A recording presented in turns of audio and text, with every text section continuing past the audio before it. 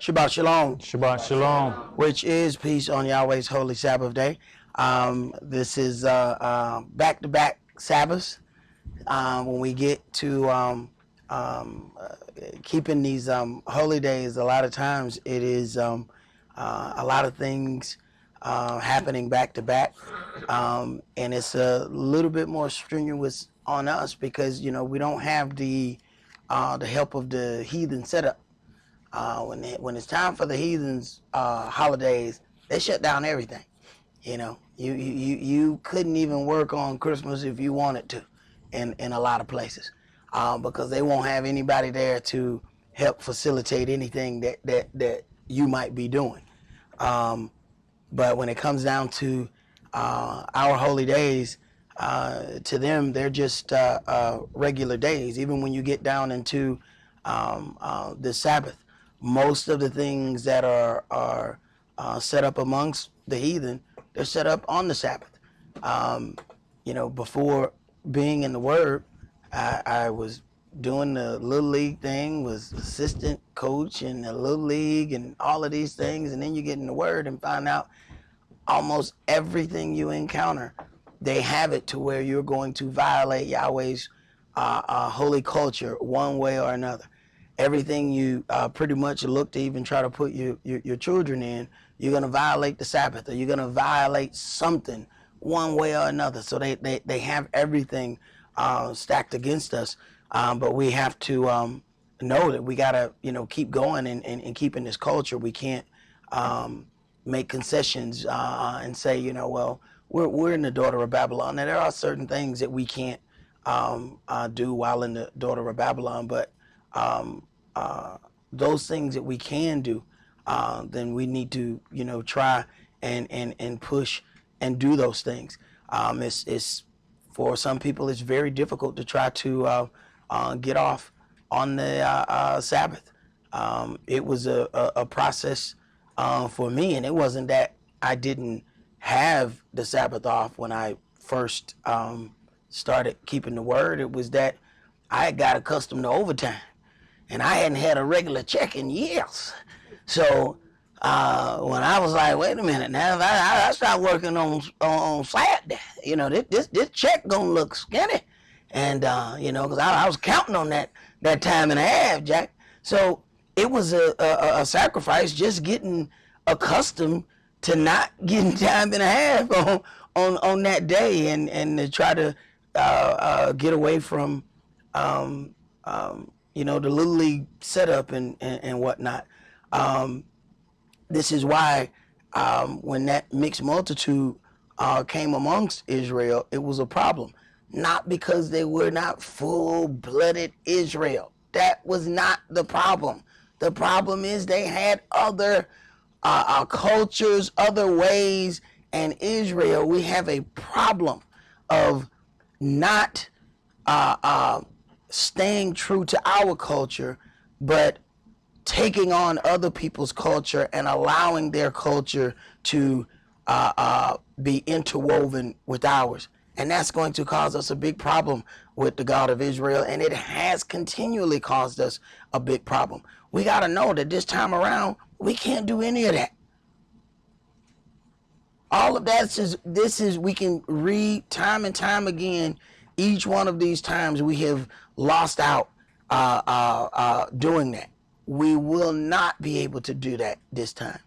We have to go in, do the things that are necessary to set up what we have to set up. The things that are evil, they got to come out of there.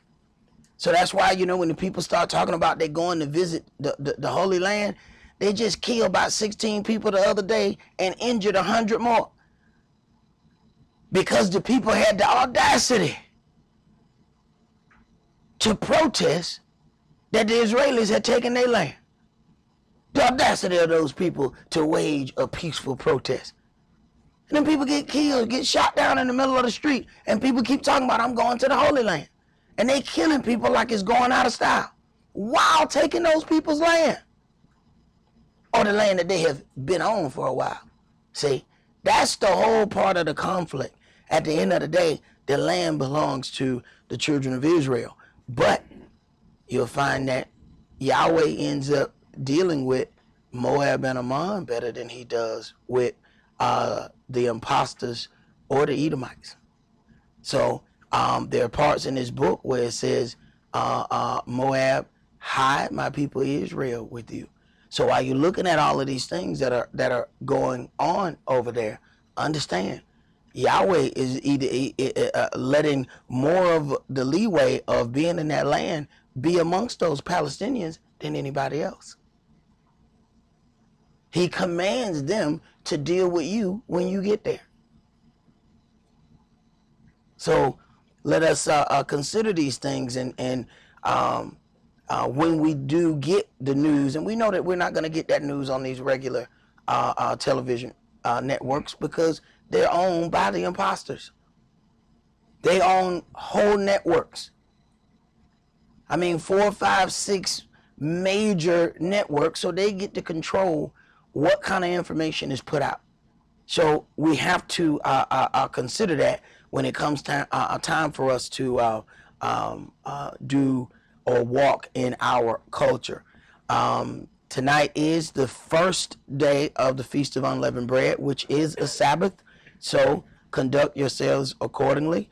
And for our brothers, remember, we are still in the process of sanctifying ourselves against the third day, that we may be able to make our appearance tomorrow night and be sanctified or separated from the rest of the world. See, we have to understand that what sanctified means is separated.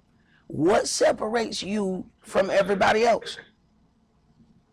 There's people out there in the street that look just like you. So what sanctifies you or separates you from them? When Yahweh said, mark over your door with this blood of the Lamb, that separated or sanctified us from everybody else. So we have to ask ourselves this question constantly.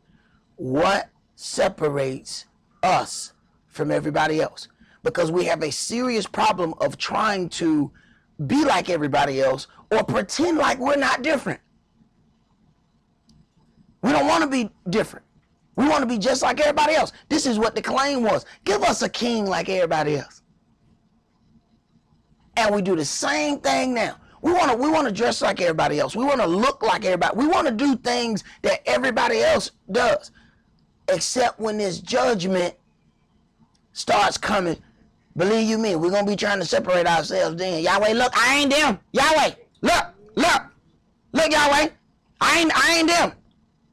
But see, it's going to be too late for a whole lot of people to try to separate themselves at the last minute when we've done everything else like the heathen. We walk, talk, dress like them. So when that angel get ready, because we keep thinking that we're going to deal with Yahweh himself. No, you're going to deal with an angel who has been given a charge. And that angel is going to wonder, well, if you different, why you look just like them? Because I'm finna kill them. So we have to make that decision and then make our walk match that decision. Let's begin tonight in Exodus chapter 12. And we're going to read verses 11 through 15. And I hope some of y'all got a little nappy nap. Because, I mean, y'all were blinking, boy. It looked like it was some of them, yeah, back in the day, you see them lightning bugs? Mm-hmm. Them lightning bugs just light up. That was y'all earlier today. It was just going down. You know what I'm saying? Then just jump back up. And I'm talking about they were just jumping everywhere. Well, for people who don't know, it was, some of us didn't leave out of here about 3:30 in the morning. And then we had to turn around, set up other stuff, and still come, right back. So, when Yahweh says we're going to have a feast or we're going to do those things, hey, man, we hang out. So, but when it gets our opportunity to do this in our land, it's going to be like the heathen Christmas. Everything going to be shut down. You ain't going to be able to find a soul on the street. Now that's going to be awesome. Everybody going to be where we at. Everybody gonna be doing the same thing. When you get ready to move on Christmas Day, you can be driving down the street. You might go by 5 houses and you don't see nobody. The 6th house got about 35, 40 people at it. Keep driving. That's where everybody, all of them finding that one house to congregate in, and that's where they at. The police don't even stop you on Christmas. You can do 100. They ain't studying you. They hit the light. Whoop, stop, slow it down. They ain't got time to mess with you. They on their way somewhere too. But that's what our holy day is gonna be like when we get in our land and everybody does what we're doing. We are not supposed to try to do what they're doing. And even the heathen knows that they're supposed to mimic us. The things that we do here, other people start mimicking the things that we do. We dress a certain way. You look around, other people start doing the same thing. We fix up our cars a certain way. Now, other people start doing the same thing. You affect the whole world. Even brothers and sisters who are over in Europe, they want to be like y'all, and y'all don't even know it. Everybody has their eye on you, and you don't know why. Exodus chapter 12, and let's start that at verse 11. And thus shall you eat it, with your loins girded, your shoes on your feet, and your staff in your hand. And you shall eat it in haste. It is Yahweh's Passover. Now, understand that these things were ordained this way because, of course, that lamb that was sacrificed at that point was our justification. That blood, the atonement blood of that lamb was what made us in the right place with Yahweh our Elohim. This is why when we take part in our Passover today, this is why, you didn't see us with our shoes on and running through the lamb like we were going to have indigestion. No, we're not finna eat that. We're not finna take off running. Because the lamb that we eat now, this is our memorial. This is not this is not our sacrifice. So we don't have to eat it with our shoes on. We don't have to make sure we eat all of it that night because it is not our sacrifice. We've already had a perfect sacrifice, and that was Yeshua. So understand, we're dealing with the righteousness of the law when we get to these things, not the letter of the law. Go ahead. For I will pass through the land of Egypt this night, and will smite all the firstborn in the land of Egypt, both man and beast, and against all the gods of Egypt I will execute judgment. I am Yahweh. And the blood shall be to you for a token upon the houses where you are. The blood shall be unto you for a token upon the houses where you are. This shows your obedience. It's not just about, hey, I'm one of the 12 tribes of Israel. No. Are you obedient to the things that were ordained and handed down from Yahweh to the leaders of Israel? Go ahead. And when I see the blood, I'll pass over you, and the plague shall not be upon you to destroy you when I smite the land of Egypt. And he says, I'm going to send you into Egypt again by way of ships. And by the way, you shall see no more. And we know that Egypt then refers to this bondage that we have had to endure here, but not just that.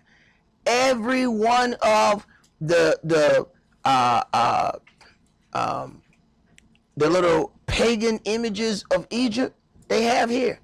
They have a pyramid, a major pyramid building in every state, in every major city. If you can just go from state to state, that they have pyramid buildings all over. That Washington Monument is the same phallic symbol that's in Egypt. All the houses are built with 3 triangular pyramids right in the front of it. And we think that houses have to be made like that. No, they don't. They have images of Egypt everywhere in this place. We live in little makeshift pyramid images. You have to just back up off of a house and look at how many pyramid shaped angles is on a house. And you have to ask yourself, why did they design it like that? then every church is still directed or constructed with these 3 pyramids and the phallic symbol. All that comes from Egypt. So when he says, I will send you into Egypt again, this is truly where we are. When you talk about Memphis, Tennessee, Memphis comes from Egypt. Then they have a major pyramid there. These are things that go, just watch the downtown skyline at night, then they turn around and light up the pyramids. So we have to understand where we are and the things that we have to fight against. Go ahead. And this day shall be unto you for a memorial, and you shall keep it a feast to Yahweh throughout your generations. You shall keep it a feast by an ordinance forever. 7 days shall you eat unleavened bread.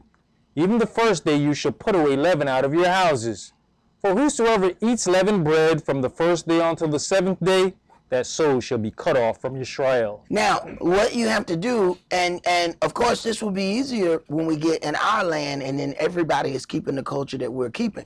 But what ends up happening is 7 days shall you eat unleavened bread. So you have to get you some of those matzahs or something like that, or you take something with you every day to make sure that you are eating some unleavened bread every day.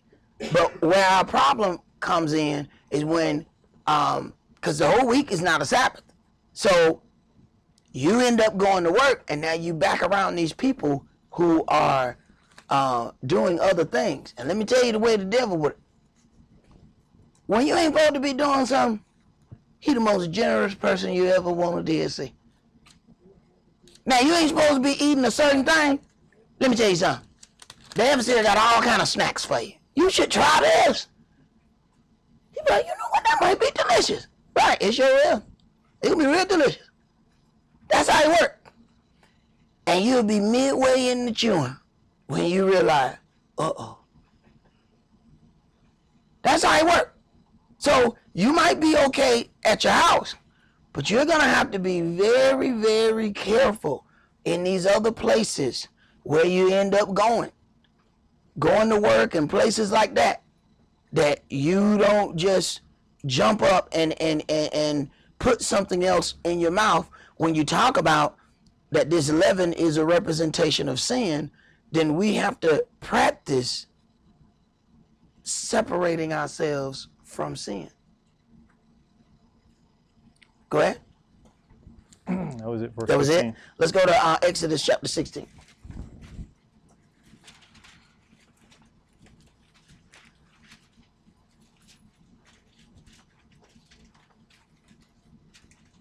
Exodus chapter 16, and let's read verses 11 through 35.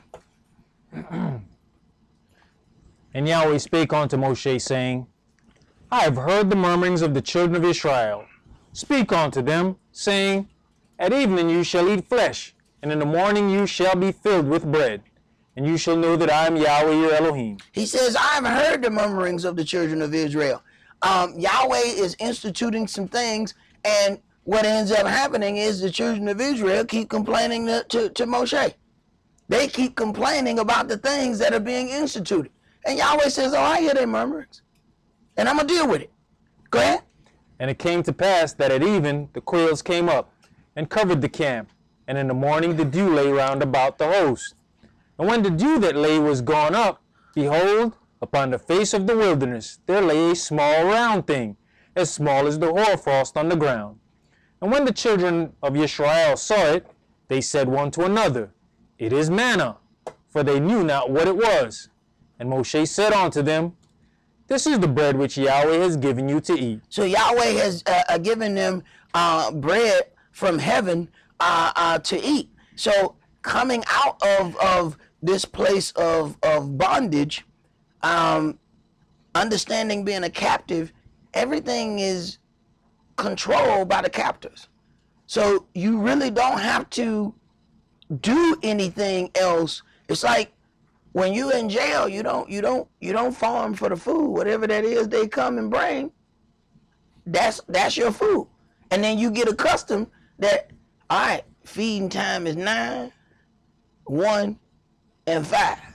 No matter what, I'm going to eat at them times once you get accustomed to being a captive in that system. But once you come up out of that system and those things are no longer regulated by somebody ruling over you, it then becomes a little scary. Wait a minute, now I done passed my 1 o'clock lunch. Wait a minute. Now, it might have been the most horrible 1 o'clock lunch ever, you know. It might have been some stupid surprise that you wasn't sure exactly what it was, but guess what? You got accustomed to eating at the same time. So now, when Yahweh turns around and pulls you out of that place, this is where the spaz out comes. Because we've gotten accustomed. See, I went through it in the difference between having a job and then being a contractor. You get a job, well, hey, man, that check come every week. And every week, or either every week and a half, well, you know you about to get paid. You can step out on the limb when you know you're getting paid every 2 weeks. You know what, I'm going to go in and get this car. You know, why not?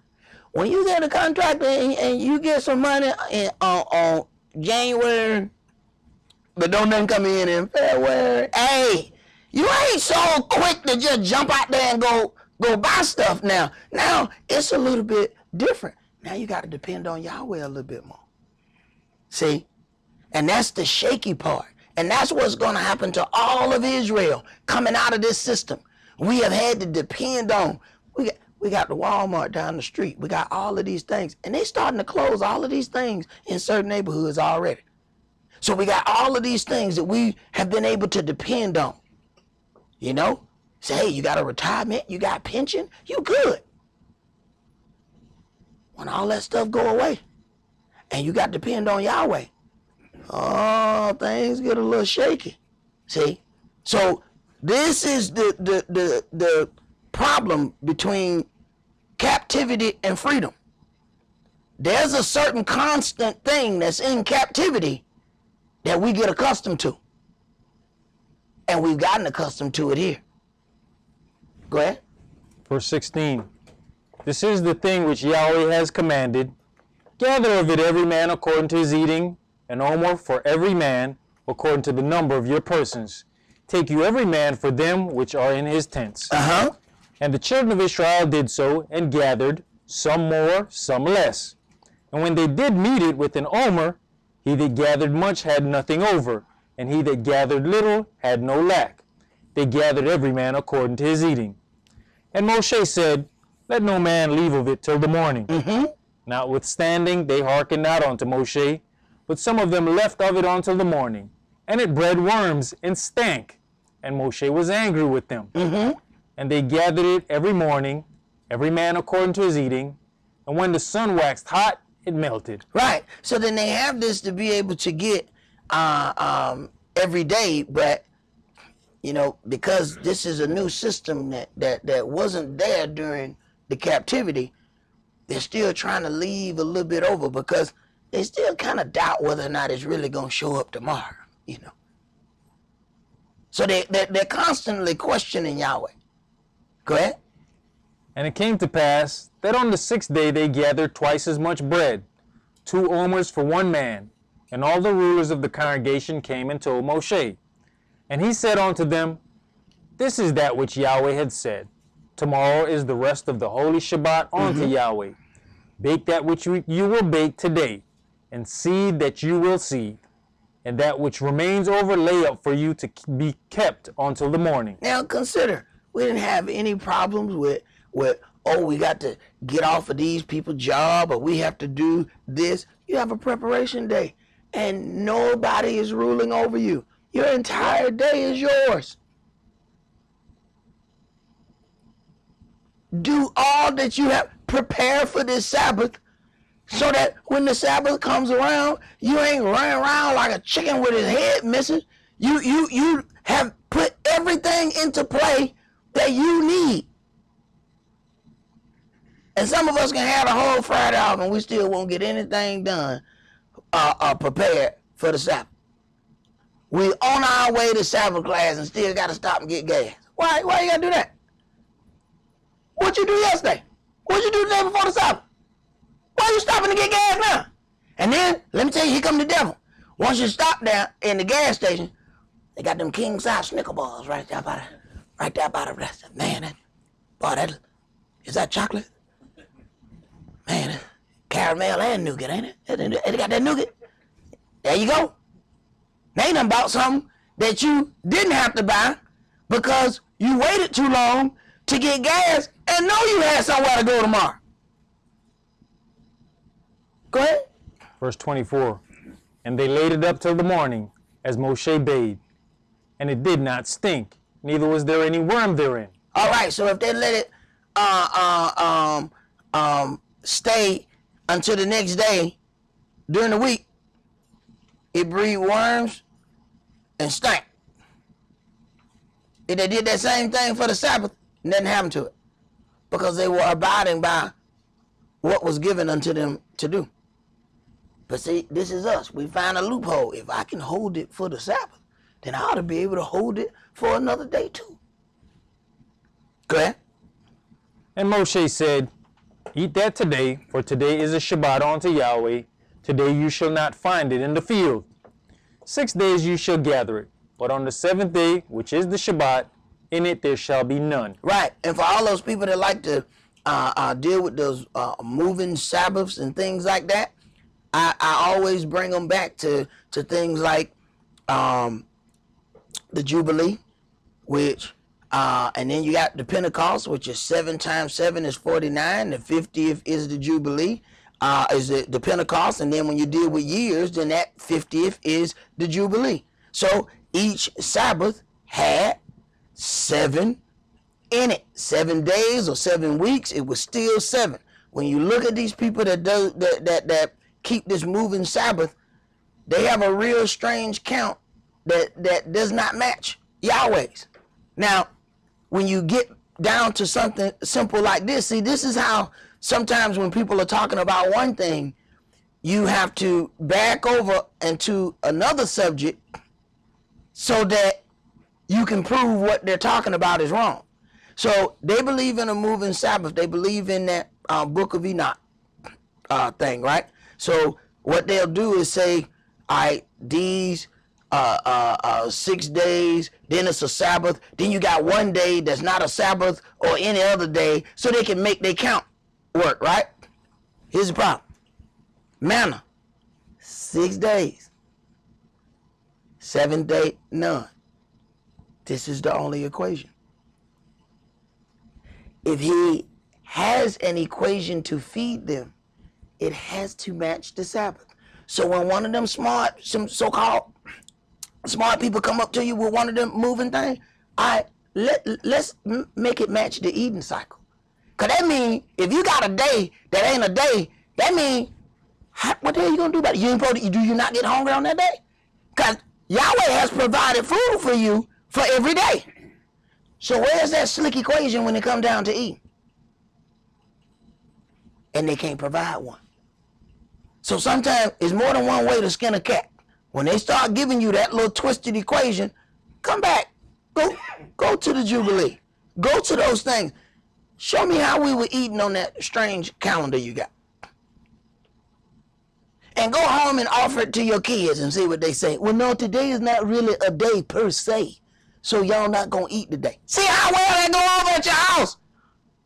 Tell them that the day ain't really a day. They just think it is. See if they're okay with not eating that whole day. And then the day jumps. You don't know when the next one coming. It just jumps all around the place. See how that work out. See how that work out with any job you have. Tell them that every week your Sabbath move. So you finally get Saturday off, but then next week, your Sabbath on Wednesday. So now you tell them you can't work that day. See how long you going to have that job. And all the people who keep that moving Sabbath, you find one thing in common. None of them have a job. So it's easy for them to try to institute these strange things. Go ahead. Exodus chapter 16 and verse 27. And it came to pass that there went out some of the people on the 7th day for to gather, and they found none. And Yahweh said unto Moshe, How long refuse you to keep my commandments and my laws? See, for that Yahweh has given you the Shabbat. Therefore he gives you on the 6th day the bread of 2 days. Abide you every man in his place. Let no man go out of his place on the 7th day. So now Yahweh is confining Israel to their tent on the Sabbath, but this is not his original plan for the Sabbath. Because you have some people that are truly punishing themselves on the Sabbath because they think that this is what Yahweh wants. Well, Yahweh wanted for them to not to go out looking for the manna. That's what he wanted. Just be obedient. Why somebody got to make you do right? See, and that's that thing. And then we still want congratulations after somebody made us do right. You ain't do right on your own. Go ahead. So the people rested on the 7th day, and the house of Israel called the name thereof manna. And it was like coriander seed, white, and the taste of it was like wafers made with honey.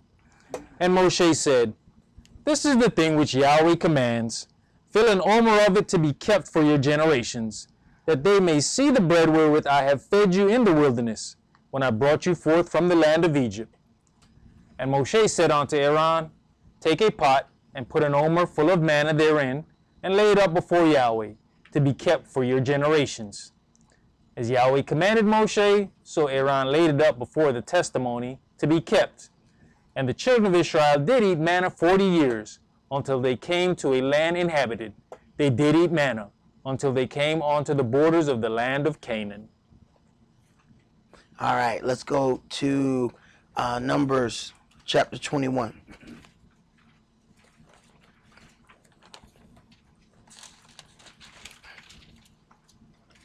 $40 years, a long time to eat the same thing.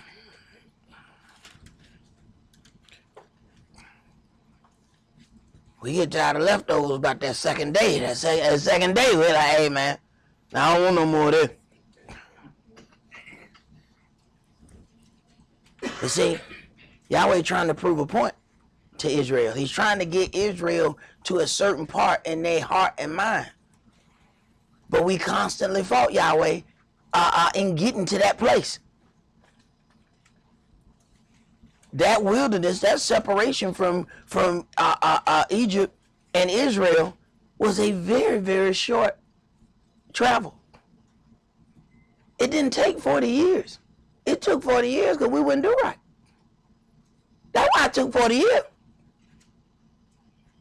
When you read this book, you find out every time we would get in trouble or whatever, he said, you ran to Egypt but didn't ask at my hand. They'll run to those little neighboring places quick. Go ahead. And when King Arad the Canaanite, which dwelt in the south, heard tell that Israel came by the way of the spies. Okay, wait, yeah, Numbers 21 and verse 1, right? Okay, yep. Go ahead. And when King Arad the Canaanite, which dwelt in the south, heard tell that Israel came by the way of the spies, then he fought against Israel, and took some of them prisoners. And Israel vowed a vow unto Yahweh, and said, If you will indeed deliver this people into my hand, then I will utterly destroy their cities. And Yahweh hearkened to the voice of Israel, and delivered up the Canaanites, and they utterly destroyed them and their cities, and he called the name of the place Hormah. And they journeyed from Mount Hor by the way of the Red Sea to compass the land of Edom. And the soul of the people was much discouraged because of the way. And the people spake against Elohim and against Moshe, Wherefore have you brought us up out of Egypt to die in the wilderness? For there is no bread, neither is there any water, and our soul loatheth this light bread. Our soul hates this light bread. So now Yahweh's gift from heaven is turned into wonder bread. They sick of this bread at this point. So now we desiring the parts of captivity again. See? And they automatically desired the parts of captivity. Because they didn't like the fact that they didn't have an image for the God that had led them out of Egypt. Egypt, the entire time, they have images for everything. So you have to wonder, why did they make this image so quick? That's what they were accustomed to. Images of Egypt were everywhere. They were constantly painting their likeness on something, making themselves out to be man gods. And because we got accustomed to it, say, hey, we're going to make us an image for the God that led us out too. Let's go to John chapter 6.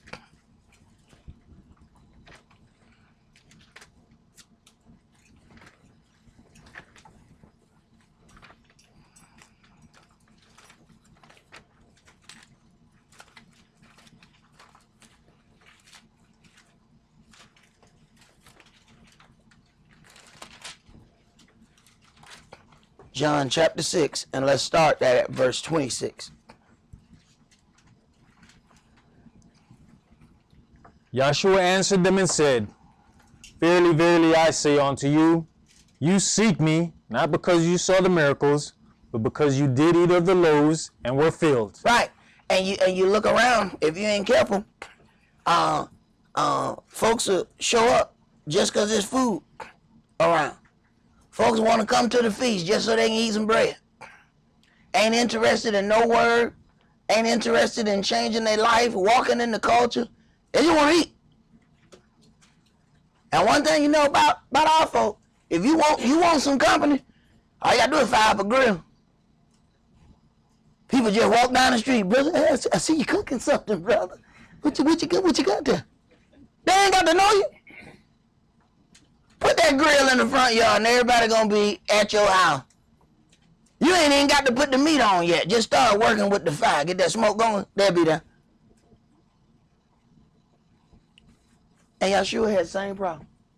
So man, y'all ain't come because y'all heard about the miracles or the things that's happening. You just want to hang out. You heard there was food being served. But it'd be a shame to lose your salvation because you wanted to go to a barbecue. Go ahead. Labor not for the meat which perishes, but for that meat which endures unto everlasting life, which the Son of Man shall give unto you. For him has Elohim the Father sealed. Then said they unto him, What shall we do, that we might work the works of Elohim? Yahshua answered and said unto them, This is the work of Elohim, that you believe on him whom he has sent. They said therefore unto him, What sign showeth you then, that we may see and believe you? What does you work? Our fathers did eat manna in the desert, as it is written, He gave them bread from heaven to eat. Then Yahshua said unto them, Verily, verily, I say unto you, Moshe gave you not that bread from heaven, but my Father gives you the true bread from heaven. For the bread of Elohim is he which comes down from heaven and gives life unto the world. Then said they unto him, Adonai, evermore give us this bread. And Yahshua said unto them, I am the bread of life. He that comes to me shall never hunger, and he that believes on me shall never thirst. But I said unto you, that you also have seen me and believe not. All that the Father gives me shall come to me, and him that comes to me I will in no wise cast out. Right. All that the Father gives me shall come to me. See, this is why you can listen to some things and hear the word, and you go and talk to somebody else, and no matter what you say to them, they can't hear it. No matter what you say to them, they can't see it. And I mean, you just are talking, and you think this person is like incredibly intelligent, which they very well may be. The word is not based on somebody's intelligence level. So you're doing all of this, and you're talking, and you're trying to get this, you know, to happen, and they're like, I don't understand what you're saying. I can't get it. It wasn't given unto them to hear it. Go ahead. For I came down from heaven, not to do mine own will, but the will of him that sent me. And you know that this is hard for people to deal with, especially during this time, because what they know of is this natural man who has been there that whole time. They're not considering that there was a change at baptism, and that was another entity that was born at that point. They just know, man, you always been here. How you come down from heaven? We know your mama and your dad. Go ahead.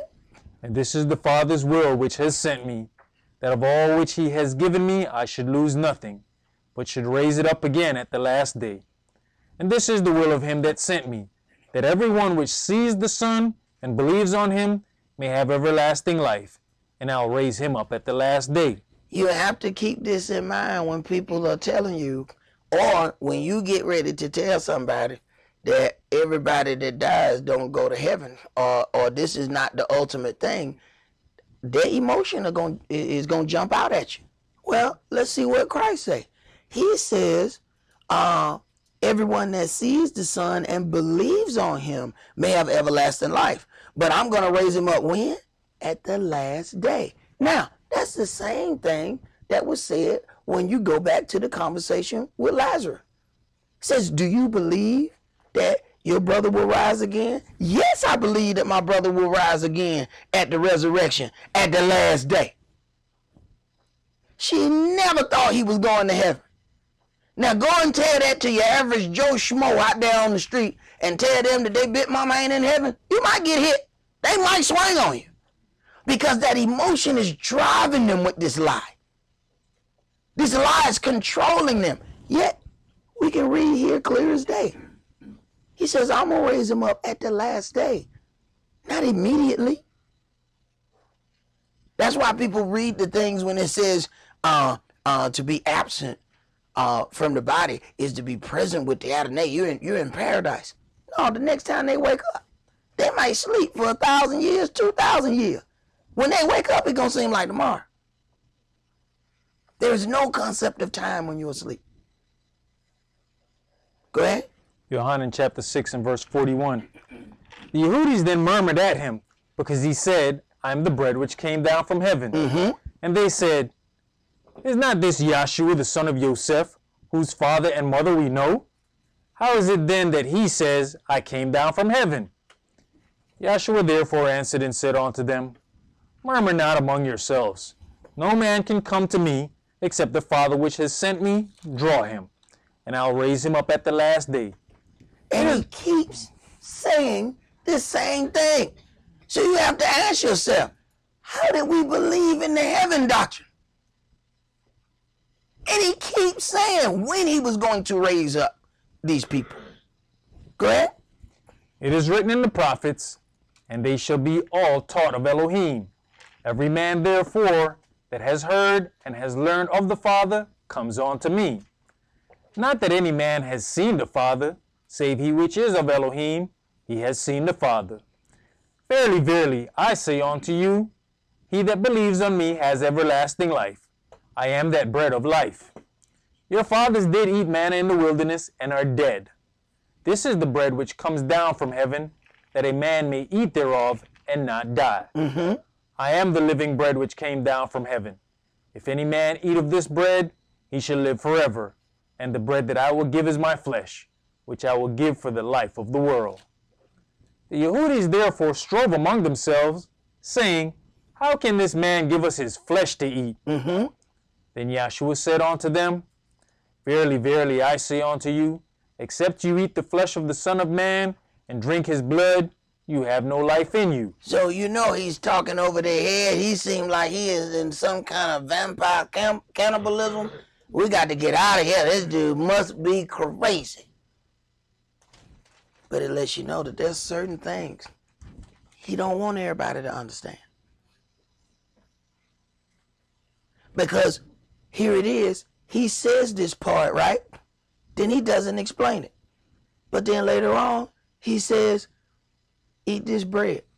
It is my body. Drink this wine. This is my blood. He could have said that to them people, but he didn't. See, some people, this is that thing that people have to get through their head. He don't want everybody to hear him, because he already know their heart ain't right. Go ahead. Whoso eats my flesh and drinks my blood has eternal life, and I'll raise him up at the last day. For my flesh is meat indeed, and my blood is drink indeed.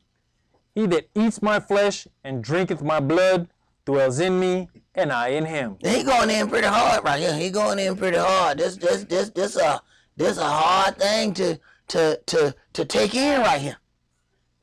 especially when you're dealing with the people who have a dietary law. They have a dietary law of clean and unclean. They can't even eat an animal that dies of itself. How you gonna eat a person? So he know he's running them off and that they don't understand the level on which he's talking. Go ahead. As the living Father has sent me, and I live by the Father, so he that eats me, even he shall live by me. This is that bread which came down from heaven, not as your fathers did eat manna, and are dead. He that eats of this bread shall live forever. All right, did you finish that? Yes. All right, let's go to our 1 Samuel chapter 21. So when we talk about this unleavened bread, it's more than us eating matzos every day. It's more than us eating things that do not contain leaven. We have to consider the spiritual part of this is the body of the Mashiach that was sacrificed for us. To be unleavened is to be without sin. So when you talk about a man without sin offered up, then we're talking about a unleavened sacrifice offered up for the sins of the children of Israel to put us back in our rightful place with Yahweh. But then it also puts a weight on us, because as the Messiah was crucified for the children of Israel, then the children of Israel have to go through some things for the rest of the world. Go ahead. 1 Samuel chapter 21 and verse 1. Then came David to Nob to Ahimelech the priest. And Ahimelech was afraid at the meeting of David, and said unto him, Why are you alone, and no man with you? And David said unto Ahimelech the priest, The king has commanded me business, and has said unto me, Let no man know anything of the business whereabout I send you, and what I have commanded you. And I have appointed my servants to such and such a place. Now, understand, David is running for his life. The man who is king is trying to kill him. He has a jealousy problem, and if he stays there, he know he's dead. Go ahead. Now therefore, what is under your hand? Give me 5 loaves of bread in mine hand, or what there is present. And the priest answered David, and said, There is no common bread under mine hand, but there is hallowed bread, if the young men have kept themselves at least from women. If the young men have kept themselves at least for women, now they are sanctified and separated, so now they are able to partake of this holy thing. He said if they have at least kept themselves in this manner, then I'll give you this stuff.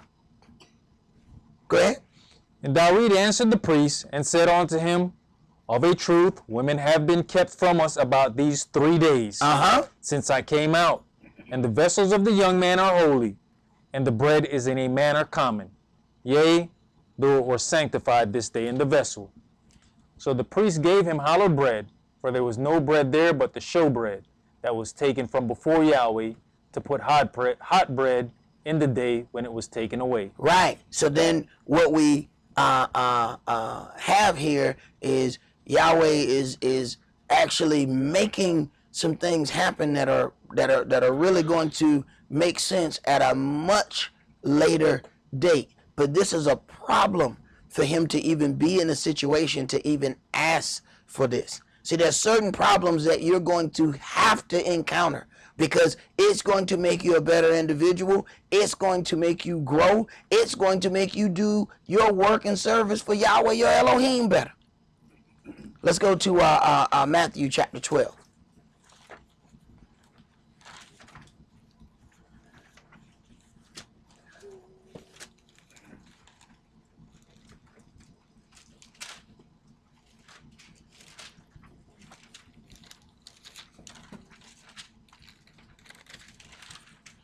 Matthew chapter 12, and we're going to read verses 1 through 5. At that time, Yahshua went on the Sabbath day through the corn, and his disciples were an hungered, and began to pluck the ears of corn and to eat. But when the Pharisees saw it, they said unto him, Behold, your disciples do that which is not lawful to do upon the Shabbat day. Right. So they were out and about and ended up being hungry. Now, what is happening, the people have not respected the office that these disciples hold at this point. Go ahead. But he said unto them, Have you not read what David did when he was an hungered, and they that were with him? How he entered into the house of Elohim, and did eat the showbread, which is not lawful for him to eat, neither for them which were with him, but only for the priest? Right. So he's making this correlation in dealing with priests because that's what the disciples were. So people having an issue with if somebody calls himself a priest. We not too long ago read where Yahshua is our high priest. So these disciples were under priests. So he's letting them know priests work on the Sabbath. These men are working. Go ahead. Or have you not read in the law how that on the Shabbat days the priests in the temple profane the Shabbat and are blameless? Because they work and they receive tithes. This is a job that they are performing, and they are not out of order. The priests don't rest on the Sabbath day. Everybody else rests on the Sabbath day. The priests work on the Sabbath day. So he's making this correlation, but he's also doing something else. He says eating this bread was not lawful for him, but only for the priests. So it shows what eventually Yahweh is going to do, was actually in the process of doing there with merging this priesthood and the kingship. That's what he's actually leaning to with that. Let's go to 1 Corinthians chapter 5.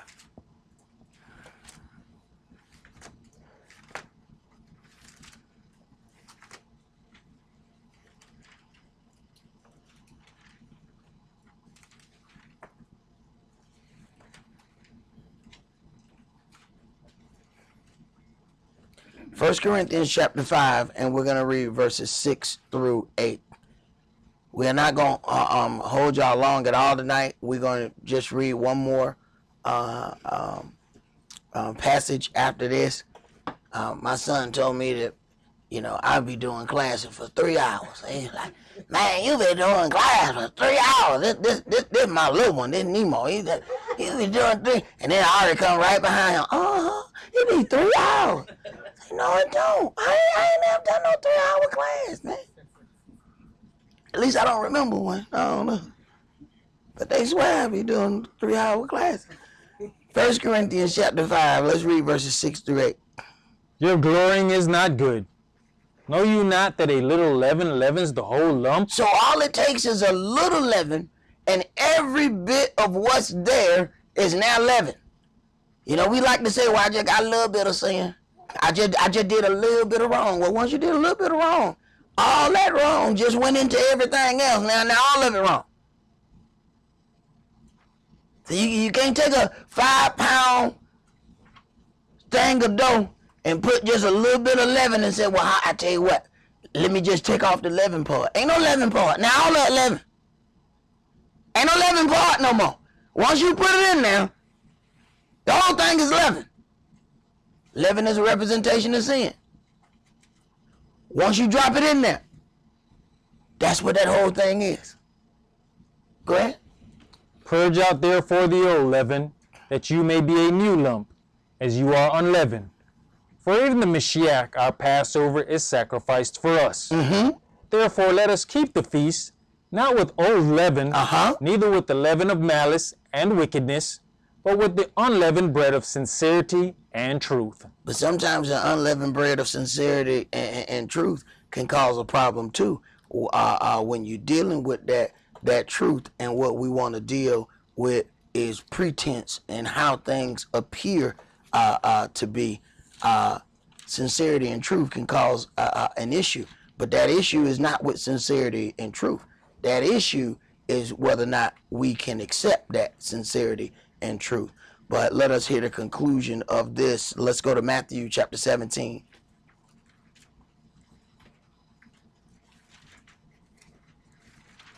And I apologize for those who were not able to see today's Sabbath sermon earlier.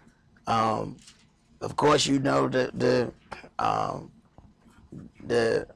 adversary will do whatever he do. It just, things just happen, you know. I told people every Passover I had a problem with my washing machine, so I thought I was gonna be slick this time, right? I had me a spare washing machine, right? I said, I got him when Lucifer come. I got him. I got him ready. So my washing machine went out. I said, all right. Pulled that one, dropped it up at the top of the hill, pulled out the spare. Boy, that spare worked for about a day and a half, and it went out. I took that thing to the top of the hill, and I went and bought another washing machine. I said, and I got me a 3-year warranty on it. I told them, I said, and y'all be real rough with it. Be real rough. I've washed some dirt. I just get a bag of dirt and just dump it in there and wash it, see if it clean the dirt. Look here. I said, I hope we ain't in this godforsaken place for 3 years. But I got a 3-year warranty on it for the hell of it, because he been tearing me up with these damn washing machines, Jack. Because you know we got to wash all of this stuff night after night after night that we be in here. So he like, I'm going to get him. I'm going to get him. So I thought I was ready. But boy, he threw me a curveball. So went and got a new washing machine. Then the dishwasher went out. I said, boy. Hey, he a worthy adversary now. He worthy. He said, all right, well, you ain't gonna wash these clothes. You gonna hand wash these dishes then. There it is. I'm gonna get you one way or another. Because see, all they gotta do is slow you down so that you don't do what it is you're supposed to do. And we don't understand that that's an attack from the adversary. Because then you start spending more time on something which causes you not to do something else. And we got a bag of excuses now. We got a bag of excuses. We practice them at night in the mirror. But they ain't gonna do you no good. Matthew chapter 17, and let's read verses 1 through 21. And after 6 days, Yahshua takes Cephas, Yaakov, and Johanan his brother, and brings them up into an high mountain apart, and was transfigured before them, and his face did shine as the sun, and his raiment was white as the light. And behold, there appeared unto them Moshe and Elias talking with him. Then answered Cephas, and said unto Yahshua, Adonai, it is good for us to be here. If you will, let us make there 3 tabernacles, one for you, one for Moshe, and one for Elias. And see, this is where we end up getting problems, because these things will turn around and turn into idols. See, when they didn't do what they were supposed to do, and them serpents start biting them, and they were instructed to make this brazen serpent so they would be healed when that happened. Later on, they start worshiping the brazen serpent. See, all it takes is a little while, and that which may have been created for one thing, after a little while, it turned into an idol. Go ahead. While he yet spake, behold, a bright cloud overshadowed them. And behold, a voice out of the cloud, which said, This is my beloved Son, in whom I am well pleased. Hear you him. In other words, he didn't like that situation of making those 3 tabernacles. Go ahead. And when the disciples heard it, they fell on their face, and were sore afraid. And Yahshua came and touched them, and said, Arise, and be not afraid. And when they had lifted up their eyes, they saw no man, save Yahshua only. And as they came down from the mountain, Yahshua charged them, saying, Tell the vision to no man, until the Son of Man be risen again from the dead. And his disciples asked him, saying, Why then say the scribes that Elias must first come? And Yahshua answered and said unto them, Elias truly shall first come, and restore all things. But I say unto you, that Elias is come already, and they knew him not, but have done unto him whatsoever they listed. likewise shall also the Son of Man suffer of them. Then the disciples understood that he spake unto them of Johannes the Baptist. And when they were come to the multitude, there came to him a certain man, kneeling down to him, and saying, Adonai, have mercy on my son, for he is a lunatic, and sore vexed. For oftentimes he falls into the fire, and oft into the water. And I brought him to your disciples, and they could not cure him. Then Yahshua answered and said, O faithless and perverse generation, how long shall I be with you? How long shall I suffer you? Bring him hither to me. And Yahshua rebuked the devil, and he departed out of him. And the child was cured from that very hour. The child was cured from that very hour, not that very minute, not that very second. And it is very interesting how when we watch television, we talking about this is the son of Elohim. And he rebuked this devil, and the devil departed out of him, and the child was cured from that very hour. This is the son of Elohim, and it happens within the hour. But when we watch them televangelists, it happens within the minute. And nobody ever thought that was interesting? The son of Elohim, it take an hour. But Dr. Big Plane can pull something out in 1.5 minutes. Don't nobody think that's strange? He can do this before the show go off. The son of Elohim, it happens within the hour. It happens immediately when you watch television. I know one thought that was strange. Read, man. Verse 19. Then came the disciples to Yahshua apart, and said, Why could not we cast him out? And Yahshua said unto them, Because of your unbelief. Now, he's going to discipline them, but at the same time, then he's going to let them know, okay, but this was on a different level. Go ahead. Because of your unbelief. For verily I say unto you, if you have faith as a grain of mustard seed, you shall say unto this mountain, Remove hence to yonder place, and it shall remove, and nothing shall be impossible unto you. Howbeit, look, this is what you need to be working on. All right? You need to be working on this. You need to be trying to increase your faith. You need to be doing this. But howbeit, go ahead. This kind goes not out but by prayer and fasting. So, wasn't that thing you were going to try was going to work anyway? Because this is a different level of a demon here. This is prayer and fasting kind of demon here. But you still need to increase your faith. All that other stuff is still correct. But that ain't why you can't beat this demon. This is a heavy demon. And when you get to them heavy demons, then there's some things that we need to do. And one of those things is we find out that in going through this walk, sometimes if we put too much emphasis on taking care of our business instead of taking care of Yahweh's business. See, I've tried that before. Where you got all these issues and you spend all your resources and all your time doing all of these things trying to fix it. And no matter what you do, it does not fix it. But then you pull away from that and start taking care of Yahweh's business. And watch how he starts taking care of your business bit by bit by bit. That's all that we're going to do for tonight. Remember the Sabbath to keep it holy and enjoy your feast. Shabbat Shalom. Shabbat Shalom.